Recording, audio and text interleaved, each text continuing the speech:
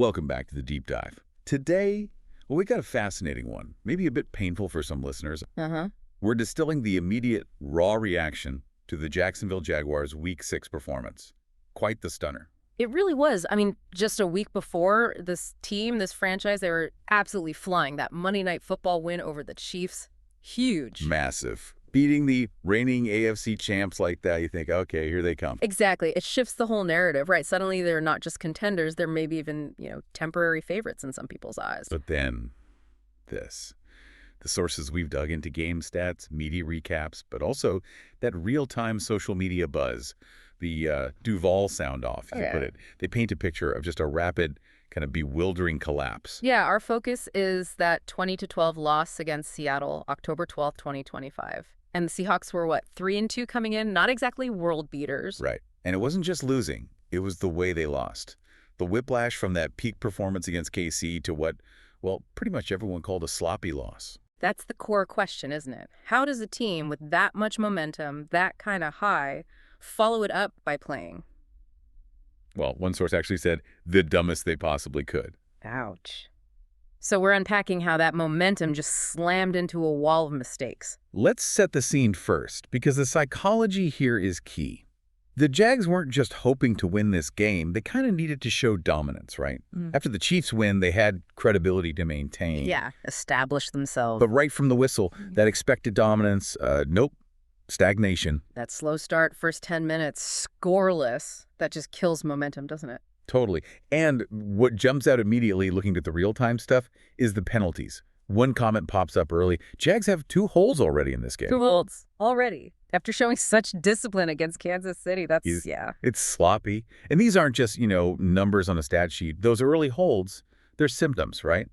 It could signal maybe a lack of preparation or maybe like an emotional hangover from Monday night. Yeah, like the focus wasn't quite there. Exactly. Suggests the O-line maybe hadn't mentally reset, hadn't gotten back to those fundamental techniques you need every single Sunday. It's a classic sign a team just isn't fully dialed in. It's a bad tone. And yes, Seattle had mistakes too, the illegal sub penalty, but the Jags' errors felt self-inflicted. Yeah. Killing their own drives.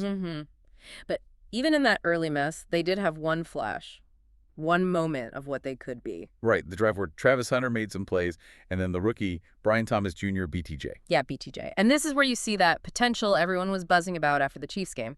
Trevor Lawrence makes a really smart play here. The pump fake bubble screen. That's the one. Pump fakes bubble screen and finds Brian Thomas wide open for 21-yard score. It was crisp, good read, good timing. Looked like the Jags we saw Monday night. Puts them up 6-0. Finally some points. Wait, and this is a huge, but that kind of sums up the whole day, the extra point. Oh, man. Wide left. Wide left. So they grab the lead, the only lead they'd have all game, but they immediately leave a point on the table. 6-0 instead of 7. You just can't do that. Failing to fully capitalize when you finally execute, that feels like a turning point sometimes. It really does. Kept Seattle right there, just a field goal away from making it a 3-point game. And, well, Seattle responded. Yeah, they did. Pretty clinically, too. Sam Darnold leads them on this methodical drive. 10 plays, 66 yards, 8 up clock, made the Jags defense work hard. The defense did tighten up near the goal line, right? Yeah. I saw notes about Charbonnet getting stopped. She did. Charbonnet ran for 6, then stuffed for no gain, then lost 2. So good red zone stand in that sense, but Seattle still gets the easy field goal. Makes it 6-3. And the pressure starts building back up. And then second quarter, Seattle drives again. Takes the lead this time, 10-6. Okay, so this is where the defense, which had been maybe the bright spot against KC, starts to show some cracks. Definitely. And the fan reactions we saw in the sources became really specific, really fast. Not just defense bad, but tactical critiques. Well, one comment was pointed. Jags defense can't leave JSN one-on-one, Jackson Smith and Jigba. And another noted Seattle was testing Newsome early. So targeting specific matchups. Exactly. It suggests Seattle's OC saw something, identified a potential weakness, and just hammered it. The Jags weren't just getting unlucky, they were getting out-schemed on those drives. Man, so you've got the early holds, the missed PAT, now defensive lapses. It's just compounding. It really is. And by halftime, it's 13-6 Seattle. And the sources point to 2 big reasons the Jags couldn't answer back before the break. Let me guess. Offense sputtered again. Bingo! Lawrence leads them out, and it's their 3rd punt of the half. Just killing the defense, making them go right back out there. 3 punts and a half after looking so good the week before. Wow. And then the other gut punch. Cam Little misses a field goal attempt just before the half, a chance to make it 13-9, get some momentum back. Nope. The commentary must have been rough then. You can feel the frustration. Like this one. What was it, Cam Little Jags offense? Beating themselves. And that really nails the first half, doesn't it? Yeah, beating themselves. It wasn't just Seattle playing well. It felt like Jacksonville was actively sabotaging their own chances. Offense, special teams, even defense starting to slip. And when a whole team looks that disjointed, that's sloppy. Well, the spotlight tends to find the quarterback, right? Especially the guy with the big contract. Jennifer Lawrence. Yeah. And this is where the tone in some of the source comments shifted from just disappointment to pretty sharp criticism. Oh, sure. There's one specific comment that really stands out. It said, Lawrence makes everything look remarkably difficult. Oof. Remarkably difficult. That's harsh. And it didn't stop there. It was immediately followed by the implication that because of his contract, the Jags are stuck with him until at least 2028. Wow. That's brutal. Yeah. Especially coming off the high of the Chiefs game. That's serious fan frustration boiling over right there. It is. But, you know, looking at things as analysts, we kind of have to pause there, right? Is that fair? Or is it confusing correlation with causation? What do you mean? Well, yes, Lawrence was struggling. The offense punted 3 times. He probably looked frustrated. But the whole team had, 5 penalties by then, 2 missed kicks. How much of that difficulty is on him versus the entire operation just failing around him? That's a really good point. The system, the protection, the penalties, putting them in bad spots. Right. He showed he could make the big play with that TD pass, but when everything else is crumbling penalties, missed kicks, even routine plays, start to look harder than they should. And the contract magnifies everything. Fans expect the highly paid QB to somehow rise above all that chaos, not just get dragged down with it. Precisely. And unfortunately, coming out for the second half, that chaos just continued. The sources are pretty blunt. Nothing got any better for the boys in Jacksonville in the third quarter. So Seattle just pulled away. Pretty much. Methodically extended the lead. It gets to 20-6. And at that point, honestly, the game feels kind of over. Going down 2 scores when you're already playing that badly, that's a huge mental hurdle. Yeah, tough to climb out of that hole. Did the Jags show any life late? There was a little flicker. Fourth quarter, they managed to put together a drive, got 6 points, made the final score look a bit closer, 20-12. Okay, a cosmetic touchdown, basically. Sort of. You saw one comment pop up like, Jags got momentum, now Jag barely burned any clock. A tiny bit of hope, maybe, but mostly the feeling was too little, too late. So that brings us to the aftermath, the final judgments.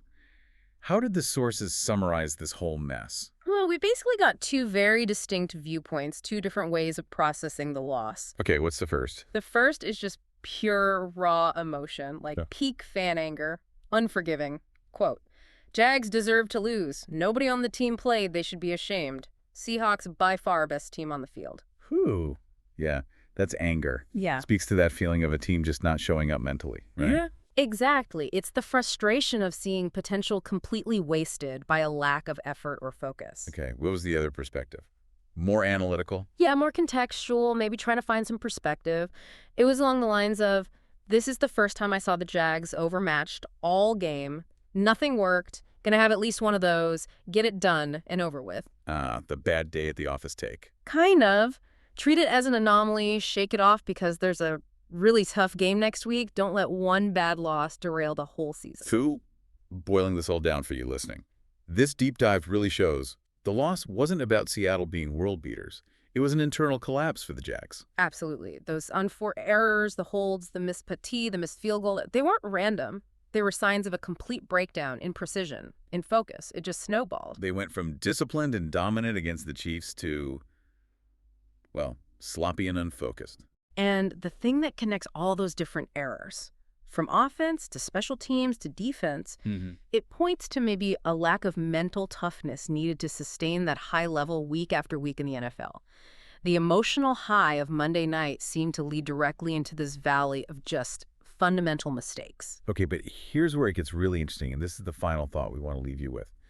Think about that Trevor Lawrence situation. We saw the flash of brilliant, that 21-yard TD.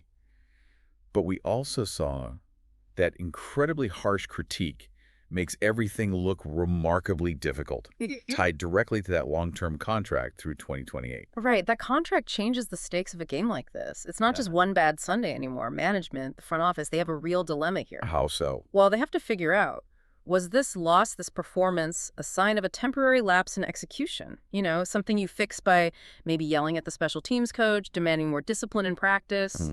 Or are they seeing something more fundamental? A potential ceiling for a young QB who, let's be honest, is paid to be elite, to overcome these kinds of sloppy team performances sometimes. When fans label it remarkably difficult, does that point to a deeper issue? But like you said earlier, if the source of the difficulty is actually the constant pressure from penalties, bad field position from punts, missed kicks taking points off the board, then maybe the problem isn't the QB's talent ceiling at all. Exactly. Maybe the problem is the supporting cast, the overall team discipline, the coaching adjustments. Maybe that's what needs the overhaul to help the QB succeed. So the provocative question really becomes, when does this kind of sloppy play, which clearly infected the whole team — remember, the penalties and kicks — stop being just a team problem for 1 week? And start becoming a long-term question about the system or the surrounding talent needed to support a quarterback you've committed to financially for years. Answering that question dictates everything: coaching changes, personnel moves, scheme adjustments. That 2028 guarantee makes this loss, and especially that fan criticism, way more significant than just one box score. It's a major stress test on their whole plan. That connection between one really bad game and the massive long-term implications. That's exactly why we do these deep dives. Thanks for breaking it down. Always fascinating to dig into the details.